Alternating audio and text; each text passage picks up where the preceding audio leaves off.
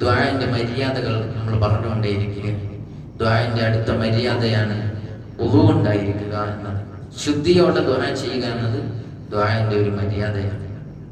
അപ്പോൾ വലിയ അശുദ്ധിയിൽ നിന്നും ചെറിയ അശുദ്ധിയിൽ നിന്നൊക്കെ ശുദ്ധിയായിട്ട് ദുആ ചെയ്യും. ഇല്ലെങ്കിലും ദുആ സ്വീകരിക്കും. ദുആ കബൂൽ ചെയ്യാനുള്ള മാനദണ്ഡമോ അല്ലെങ്കിൽ ദുആ ചെയ്യാനുള്ള ഷർത്തോ ഒന്നുമല്ല. പക്ഷെ ദുആഇന്റെ മര്യാദയാണ്. കൂടുതൽ അത് സ്വീകരിക്കപ്പെടാൻ കാരണമാണ് ശുദ്ധി ഉണ്ടാവുക എന്നത്.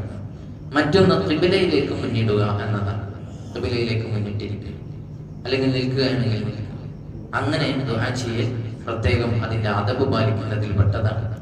മറ്റൊരു ഹദീസിൽ കാണാം, ഖാല റസൂലുള്ളാഹി സ്വല്ലല്ലാഹു അലൈഹി വസല്ലം പറഞ്ഞു, ഇന്ന റബ്ബക്കും തബാറക വതആല ഹയ്യിൻ കരീമുൻ യസ്തഹി മിൻ അബ്ദിഹി ഇദാ റഫഅ യദൈഹി ഇലൈഹി അൻ യുറദ്ദഹുമാ സിഫറാ. അല്ലാഹു സുബ്ഹാനഹു വതആല വളരെ വലിയ ലജ്ജയുള്ളവനാണ്.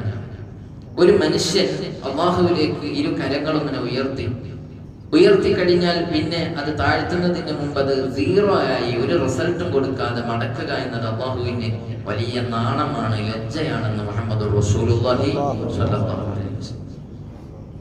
മറ്റൊരു ഹദീസിൽ ഖാല ഇദാ സഅൽതുമുല്ലാഹ ഫസ്അലുഹു ബിബുതൂനി അകുഫികും വലാ തസ്അലുഹു ബിദുഹൂരിഹാ. നിങ്ങൾ അല്ലാഹുവോട് ചോദിക്കുകയാണെങ്കിൽ നിങ്ങളുടെ കൈയിന്റെ ഉള്ളം കൈ അത് മലർത്തിക്കൊണ്ട് ചോദിക്കണം, പുറം കൈ കൊണ്ടാവരുത് ചോദ്യം എന്ന് കാണാം. അപ്പോ അടുത്ത മര്യാദ, ദുആഇന്റെ പ്രത്യേകമായ മര്യാദയാണ് കൈ ഉയർത്തുക എന്നത്. കൈ ഉയർത്താം, നെഞ്ചിന്റെ ഭാഗത്തേക്ക് ഉയർത്തി ഇങ്ങനെ പിടിക്കണം.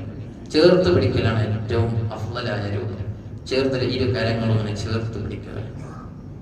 അതിപ്രധാനമായ ദുആകൾ നബി സല്ലല്ലാഹു അലൈഹി വസല്ലം തങ്ങൾ ചെയ്ത സമയത്ത് കൈ ഇങ്ങനെ ഉയർത്തിയിരുന്നു.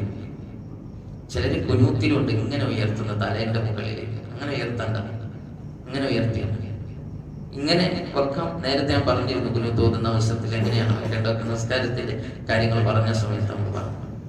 ഇപ്പൊ സാധാരണയുള്ള ദുആകളിലൊക്കെ കൈ ചേർത്ത് പിടിക്കലാണ് ഏറ്റവും അവസ്ഥ. ഇങ്ങനെ പിടിക്കും നെഞ്ചിന്റെ മുകളിലായിട്ട്. പലരും കൈ ഇങ്ങനെ ആയിരിക്കും അല്ലെ, കൈ ഇങ്ങനെ. ആർക്കോ വേണ്ടി ദ്വാരിക്കണം എന്നാണ് എൻ്റെ അർത്ഥം. എനിക്കിപ്പോ അതിലൊന്നും പ്രശ്നമൊന്നുമില്ല. സാധുവായിരുന്നു അമീൻ അങ്ങനെ പറയാം.